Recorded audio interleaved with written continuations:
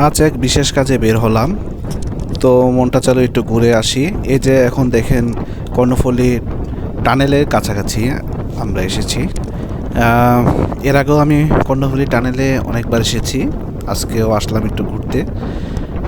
তো নদীর তলদেশ দিয়ে যাওয়াটা আসলে উন্নত দেশগুলোর মধ্যেই হয়। এই যে দেখতে পাচ্ছেন অলরেডি কর্ণফুলী টানেলের কাছে চলে এসেছি আমরা অলরেডি। আমাদের গাড়ি আর কিছুক্ষণের মধ্যে কর্ণফুলী টানেলের ভিতরে প্রবেশ করবে। এই যে দেখতে পাচ্ছেন কর্ণফুলী টানেলের প্রথম দিক দিয়ে এই অবস্থা। কিছুক্ষণের মধ্যে আমরা প্রবেশ করব। এই যে দেখতে পাচ্ছেন অলরেডি প্রবেশ করেছি। এই রাস্তাটি যে রাস্তা দিয়ে আমরা যাচ্ছি, এই রাস্তার উপর দিয়ে কিন্তু পানি, এবং আমরা নদীর তলদেশ দিয়ে আমাদের গাড়ি ছুটে চলছে। অসাধারণ একটা মুহূর্ত, খুব ভালো লাগছে।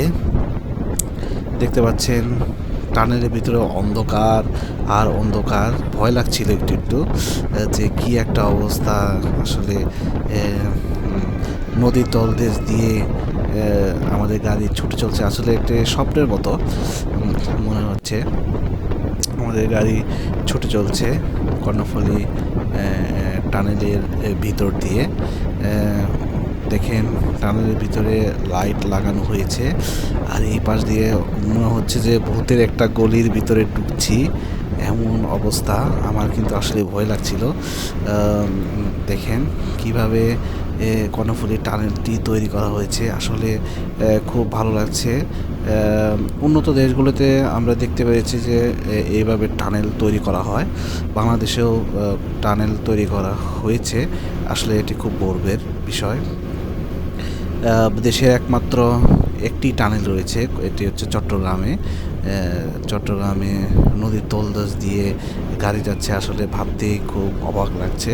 দেখতে পাচ্ছেন আসলে অসাধারণ একটি মুহূর্ত আপনাদেরকে আমার ভিডিওর মাধ্যমে আপনাদেরকে দেখাচ্ছি।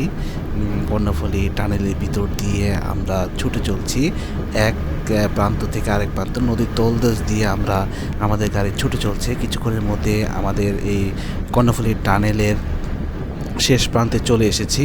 কিছুক্ষণের মধ্যে আমরা বাইরে প্রবেশ করবো। এই যে দেখতে পাচ্ছেন আমরা অলরেডি বাইরে প্রবেশ করলাম। এই যে টানেলের শেষ প্রান্তে চলে এসেছি।